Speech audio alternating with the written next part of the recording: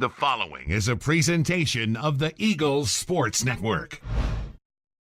All right, we continue on with the Domino's post-game report. Andrew Rogers now joined by Carson-Newman senior guard Nick Brenegan. Nick, 17 points in this game for you, rather 19, I should say.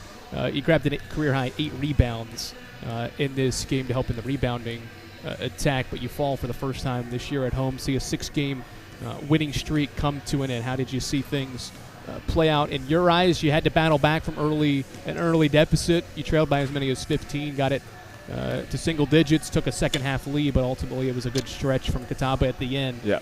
How were they able to hold you off after you gained the lead there in the second half? Well, credit to them. They were a resilient team. They started the game hot. We made a little bit of a run late in the first half, early in the second half, but credit to them. They were physical, tough, and they were just the better team today. You mentioned physical and tough. When you say those two words, rebounding comes to mind, and they were good on the offensive glass. 16 offensive rebounds, and they turned that into 19 second-chance points. What was the difference there? Was it their was it positioning defensively to not get those rebounds? Why were they so effective on the glass? They're historically a really good offensive rebounding team, and they have prototype athletes to go get those shots. But credit to them, they did what they're known to do, and we just need to do a better job at preparing mentally and physically to know it's going to be a battle, it's going to be a fight, and we got to do that for 40 minutes. We didn't do that today. We struggled in the first half, especially with that, and it got the best of us today.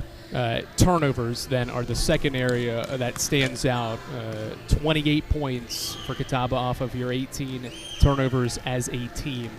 In the first half, I think it was 10 turnovers, and they had 16 points off the mistakes. That grew larger in the second half. How costly were the turnovers? Some were unforced, really, just slipping on the floor and whatnot, but how did those play a factor in giving them momentum but also success offensively? I mean, that's their whole identity, is turning you over in offensive rebounding. So those parts of the possessions are where they can gain a margin and have a little room for error, and they were just better than us today. You mentioned the mentality. Is that the biggest thing that you think this team needs to take away from this game, having a better mentality to fix the areas or address areas that are necessary to win certain games? Definitely. We need to handle prosperity better.